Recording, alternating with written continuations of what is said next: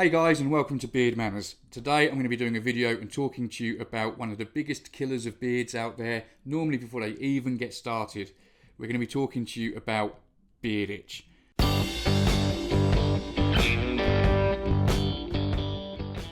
Yeah, that's right, beard itch. I mean, if you've got a beard, if you've had a beard, if you started growing a beard, the chances are you've already experienced beard itch. It's a horrible thing. It's a deep itch. It's so many people can't get through the stage because it really is a horrible thing to be going through. It's not caused necessarily because of bad hygiene. I mean, it can be. But let's start at the basics of beard itch and what could be causing it.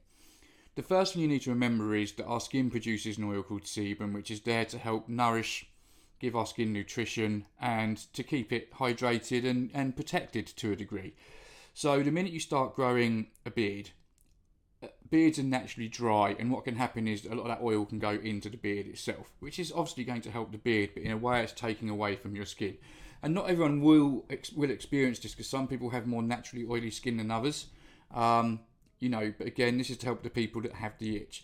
So that could be a classic cause. You're instantly going to be starting a battle with this because your skin's not used to having the facial hair covering. It's used to having all the oil it needs to itself.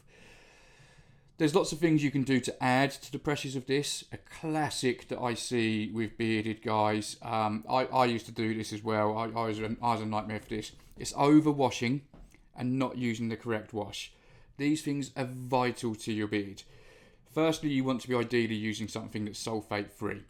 In most cases, a good beard wash won't necessarily sud up a lot. They don't need a lot of foam because what produces the foam isn't actually anything that cleans the beard. Foam is a solvent that's put in, or a substance that's put in, to help spread the liquid that you're using. So with shampoos, bubble baths, shower washes, it's used to the bubbles are there to help spread more of it around, basically. So, it's not in itself adding any goodness.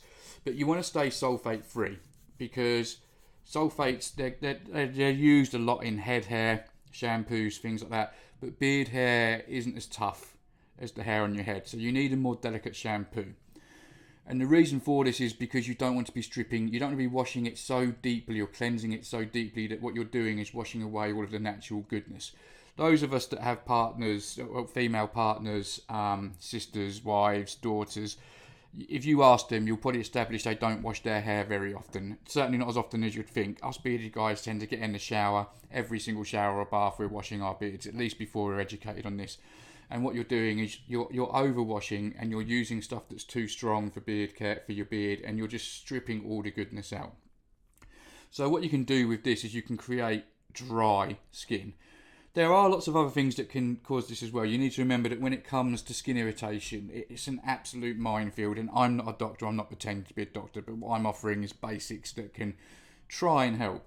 And you also need to remember that when it comes to dry, itchy, flaky beard, that's normally more of a natural irritation. If you have, say for example, an allergic reaction or a skin irritation to something that it doesn't like if there's a particular scent that your skin's fragile to, that doesn't normally result in a dryness and flaking and itching. That would normally end up in soreness, redness, spots, things like that, because your skin's reacting. A dryness is because you're taking things away from it and it's more natural. So the key to this is to start washing less and using a proper beard wash. When it comes to beard care, I say this in a lot of my videos, unfortunately guys, all of us brand owners, I don't tend to harp on about how good I am compared to everyone else. That's not my tactic and I don't need to. But you'll find a lot of beard brands will be out there saying, I'm top of the table, I'm top of the pyramid, we're the best in the UK, we're the best in the world, we do this. They can all say that, but there's no evidence to prove anything that any of these people are saying. It ultimately falls down to common sense and a little bit of logic. Look into it yourself. You don't have to go on courses to find a lot of this stuff out. If you Google, are sulfates good for beard wash? You'll find quite quickly that they're not needed and they don't really offer much help, so there's no point and you don't use them. And you can get all this stuff you can find out. And most importantly about the research is looking at the ingredients. When you pick up a beard wash and it's got dozens upon dozens upon dozens of ingredients, there's certain things you want to be looking out for. There's things that just don't read natural ingredients, and then in my honest opinion, they're probably not going to be as good for something that needs as much delicate care as a beard. So research your products, research what you're using. start using beard wash over shampoo. You're going to get this. If you ask on groups, there'll be people that say, I use baby shampoo, I use Johnson's, I use Head and Shoulders. Like I say, to some people, maybe that is okay. Maybe they've got a naturally more oily skin, they've got naturally more oily pores than others. But it's bad advice to be giving because it isn't the right advice. It might be okay for them, but you know, for the overall, for the basis of us, that's not going to be okay. So proper beard wash. Sticking with the beard wash side of things is how regularly you wash as well. Because even though a beard wash isn't as harsh for your beard as something like a shampoo is, you know, if you wash it too much, then you're still going to be reverting back to washing all the natural goodness out. And the other side of this you've got to remember with the wash is we're going to be using these products, these beard oils, these beard balms, these beard butters, waxes, masks, whatever it is you're using to make your beard feel great and last well. If you're washing it out every day, then it's not really sinking in. It's not doing anything. You need to give this chance. You need to give the stuff a chance to work, and you need to give it a chance to soak in. You need to give it consistency. I say this in all my videos. I personally use a twice a day routine. I apply oil in the morning, and then if I'm out and about and I want my beard to stay in shape, I'll use a balm. If I'm not, and I'm not too worried about how my beard's going to look throughout that day, then I'll use a butter. In the evening, I'll always oil and butter unless we've got people coming round or I'm going out. And again, I want my beard to look a bit more neat and tidy and be more strictly in place. Then again, I'll use a balm. So, you know, you don't want to be doing all of this, putting these expensive products in and washing them straight back out before they've even had a chance to get in. So again, I know I keep going over things, but I like to do this in videos because we can recap. I'm trying to explain as we're going along. And as you guys, as any of my subscribers know by now, I don't script my videos. I don't like doing it that way. I like to do a natural flow. So use a proper beard wash. Don't wash too regularly. If you have washed your beard twice that week and it gets a bit grubby, you're free to use warm water. Just don't go too deeply. Rinse it out with warm water. That's fine. If you wake up in the morning and your beard's all over the place, like mine, I've done this before in my videos. Mine comes out quite far on my cheeks. I've got quite a wide beard.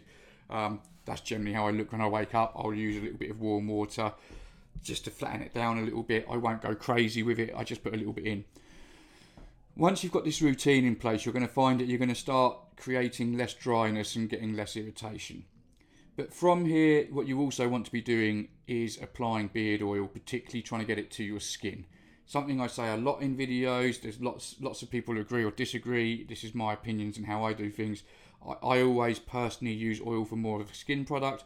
Oil is good for your beard. It's great for your beard. It will make your beard feel great. It soaks into the beard.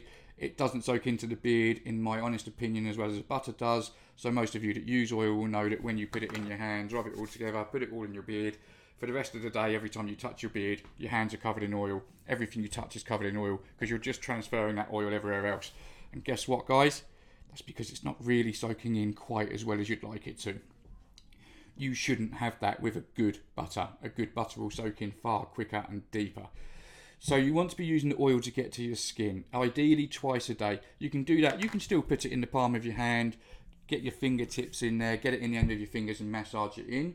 My personal preferred method is to use the pipette and get a few drops either side of my cheek. You know, you need to find your own routine with that. I would always advise starting with little, but I personally put 3 to 4 drops on each cheek, a couple on my chin. I'll then again get my fingers into my beard, massage it into my skin, put a bit over my top lip, get it in my neckline. And any excess I'll rub onto my hand, on my arms, particularly over my tattoos, because again I think it's great for skincare. So waste not, want not, so to speak. And I like doing it the way of the pipette because what you'll find is I've had a lot of people come into the shop who have said they've watched my videos and have done it this way. When you put it against the pipette, you can literally feel the liquid slowly trickling down your skin. So when you rub it all in and get it in there, what you're going to find is you're going to really feel that oil against your skin in a way that you don't when you apply it by rubbing it into the beard. By doing this, you're not getting the oil to the skin. And again, something I reference a lot, as a bearded man, if you were to stand outside in heavy torrential rain, you wouldn't feel any water against your skin underneath your beard.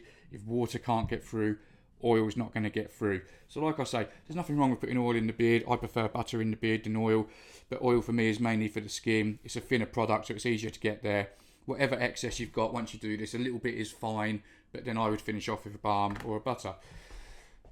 Now, another thing you can be doing as well, this is where Boar's brushes come into play. Something I've done a video before about different types of brushes. You've got brushes that I would say are better for styling and shaping and other things, but this video is not really about that. Where a boar's bristle brush is good, and a good quality one, I'm going to mention them because I always mention them because I love them. Sorry, I'm leaning over my desk here, guys. Is the Kent boar bristle brush. If you can see that on the video there. It's a real solid bristle. It's very hard. It's very clear.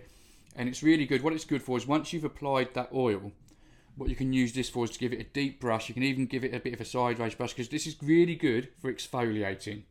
And that is something that is vitally important, particularly when you're suffering with that dryness, because you want to get rid of the dead loose skin while you're trying to repair it and replenish it, and you're going through these routines to try and help solve that itch. Exfoliating all of the dead stuff is going to help as well. So between all of this, these are great ways that you can really try to alleviate that itch. Like I say, the causes I've gone over are some basic ones, but there could be so many different things that we can't really go over everything. And I'm not trained to medicate conditions and things like that. But 9 times out of 10, I think you'll find, or at least 8 times out of 10, when it's an itchy, dry beard, it's a bad routine that's causing it, which is why it's so easy to fix. Get the right advice, watch some good videos, play around with your routines, try some different things and go from there. Use a beard wash. Don't wash as regularly as you normally would. I personally aim to wash my beard once to twice a week. I work out 2 or 3 times a week minimum at the moment. That's low by my standards, but I do tend to work out. I spill everything in my beard because it's a bit of a monster. But again, I've got to be honest, the minute I listened to the advice that I got on watching videos and doing things properly and I stopped washing it as often, my beard felt so much better, my skin felt so much better. On that, guys, the one thing I will say, the best thing in the world for keeping away irritation such as a dry, flaky beard, dry, flaky skin underneath the beard, is the good routines, but most importantly of all is consistency. And something that I mention in every single video, I'm pretty sure. It's like you guys must think I'm sponsored by water. Water intake is also vitally important to do with anything to do with your beard, to do with your skin, to do with the beard, to do with your overall health. So look after yourself, healthy diets, get a good routine, use good products, and you should then get yourself on the road to an itch-free beard. Feel free, guys, to give us a comment. Put your thoughts in here if you'd like to. Please give us a like. Again, subscribe to the video because it does all help. Ping that bell.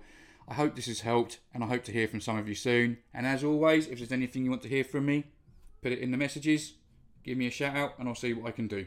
Enjoy your weekend, stay bearded, and I'll catch you all soon.